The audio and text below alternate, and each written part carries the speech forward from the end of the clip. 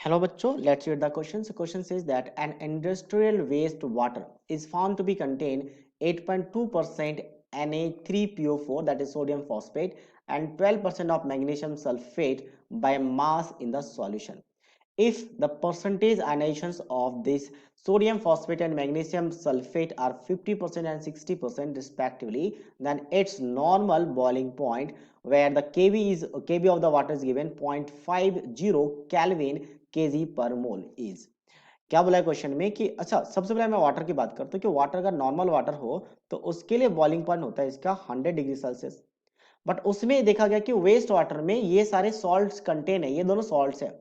और जब कोई सॉल्ट यानी कि नॉन इलेक्ट्रोलाइट खास करके या इलेक्ट्रोलाइट कोई भी आपके पास ऐसा सब्सटेंस जो वाटर में डिसॉल्व हो, कोई भी सॉल्ट इलेक्ट्रोलाइट या नॉन इलेक्ट्रोलाइट, तो उसका बॉइलिंग पॉइंट इंक्रीज हो जाता है। तो ये बॉइलिंग पॉइंट पूछा गया कि नॉर्मल बॉइलिंग पॉइंट क्या होगा, जिसमें 8.2% सोडियम फॉस्फेट है, 12% मैग्नीशियम सल्फेट है। इसका मतलब क्या हो जाएगा कि 8.2 ग्राम ऑफ परसेंटेज का मतलब ऐसा लिखा जा सकता है सोडियम फॉस्फेट है, और साथ साथ में 12 ग्राम क्या है तो 12 ग्राम ऑफ क्या आपका मैग्नीशियम सल्फेट है, और बाकी क्या रहेगा वाटर रहेगा।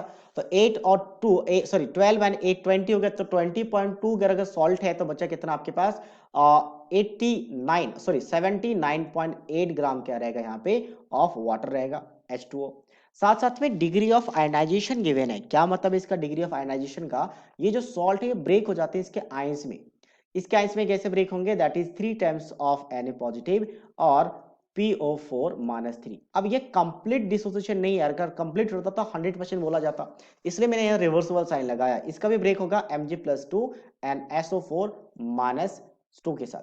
अब इनका फर्क क्या पड़ेगा, तो अगर मैं बात करूं इसमें यहाँ पे कॉन्सेप्ट लगता है एलिवेशन इन बॉइलिंग पॉइंट, जिसके लिए एलिवेशन इन बॉइलिंग पॉइंट अगर हम बात करें, अच्छा BP होगा, PB नहीं, elevation in boiling point BP, जो कि delta TB is equals to होता है आपका van't Hoff factor into molality into KB value. तो केबी क्वेश्चन में गिवन है, वांट ऑफ फैक्टर बेसिकली चाहिए, हम मोलालिटी निकालेंगे तो मोलालिटी के लिए होता है number of moles divided by क्या करते हैं हम लोग मास ऑफ द सॉल्वेंट। तो मास ऑफ द सॉल्वेंट पता है, लेकिन ये केजी में चाहिए तो केजी में हम कन्वर्ट कर लेंगे, बेसिकली हमें नंबर ऑफ मोल्स में फोकस करना है। तो नंबर ऑफ मोल्स तो निकालेंगे, बस वांट ऑफ फैक्टर क्या है वो भी निकाल लेते हैं।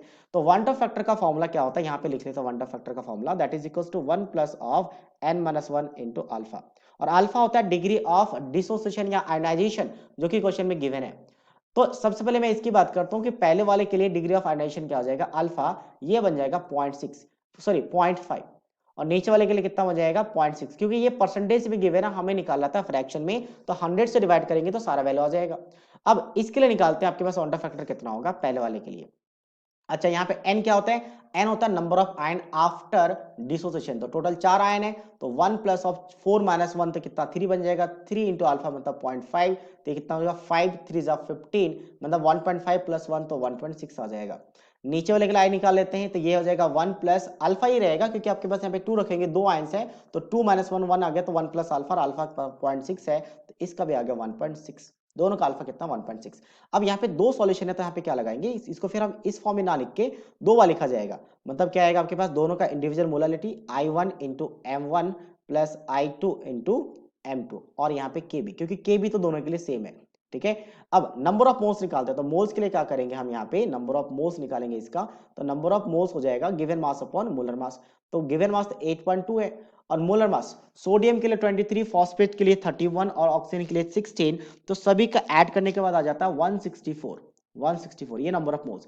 इसका भी नंबर ऑफ मोल्स मैं इसी फॉर्म में लिख देता हूं यहाँ पे 12, मैग्नीशियम के लिए 24, सल्फर के लिए 32 एंड ऑक्सीजन के लिए 16, सभी को ऐड करेंगे तो ये आ जाएगा 120, तो ये वाला यहाँ पे रखते हैं।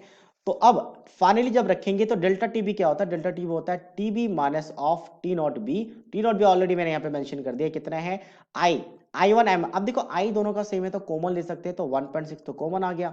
अब मोलालिटी में क्या होता है नंबर ऑफ मोल्स, मोलालिटी का फॉर्मूला भी हम यहाँ पे लिख लेते हैं, number of moles divided by mass of the solvent in KG, यानी वाटर का केजी में होना चाहिए, लेकिन यहाँ पे ग्राम में है, तो अगर ग्राम में रखेंगे तो ग्राम में रखने का एक और फॉर्मूला होता है कि अगर आप ग्राम में रख रहे हो तो मुझे 1000 से मल्टीप्लाई करना पड़ेगा। तो 1000 दोनों से मल्टीप्लाई होगा, तो इसलिए मैं 1000 बाहर मल्टीप्लाई कर लेता हूँ दोनों से। अब दोनों के सॉल्वेंट तो सेम है, तो सॉल्वेंट का भी वैल्यू मैं बाहर लिख सकता हूँ जो कि 79.8 है। तो बच्चा क्या सिर्फ नंबर ऑफ मोल्स लिखना है मुझे यहाँ पे। नंबर ऑफ मोल्स पहले वाले का 8.2 डिवाइडेड बाई 164, दूसरे वाले का कितना आ जाएगा आपका 12 डिवाइडेड बाई 120। ये पॉइंट यहाँ पे रिमूव हो रहा है, नीचे कितना आ रहा है 10 आ रहा है। ये एग्जैक्टली कितने टाइम्स कटेगा 2 टाइम्स कटेगा, और ये एग्जैक्टली आपका 10 टाइम्स कटेगा। तो ये 1/20 1/10 है। एलसीएम ले लेते तो एलसीएम कितना आ जाएगा आपका 20 आ जाएगा एलसीएम। एलसीएम 20, तो यहाँ पे 1 + 2 3 3/20 मल्टीप्लाई ऑफ 1000 डिवाइडेड बाई कितना आपका 79.8। तो ये कितने टाइम कटेगा आपका 50 टाइम कटेगा। ठीक है, अब हम इसे कैलकुलेट करना है। तो ये कैलकुलेट करने के बाद अगर इसको पूरा कैलकुलेट करते हैं तो ये आ जाता है आपके पास 0.785 डिग्री सेल्सियस। और टी भी रख देते हैं, हमें टी भी चाहिए, टी नोट भी रख देते हैं जो कि 100 डिग्री सेल्सियस है। 100 डिग्री सेल्सियस इसलिए यहाँ पे सेल्सियस में आया है, तो टी भी कितना आ जाएगा 100.785 डिग्री सेल्सियस। तो ये फाइनल आंसर है। मैं अगर ऑप्शन की बात करूं तो सी ऑप्शन के साथ मैच कर रहा है, option C. So option C is the right answer of this question. So I hope you understood it well. All the best.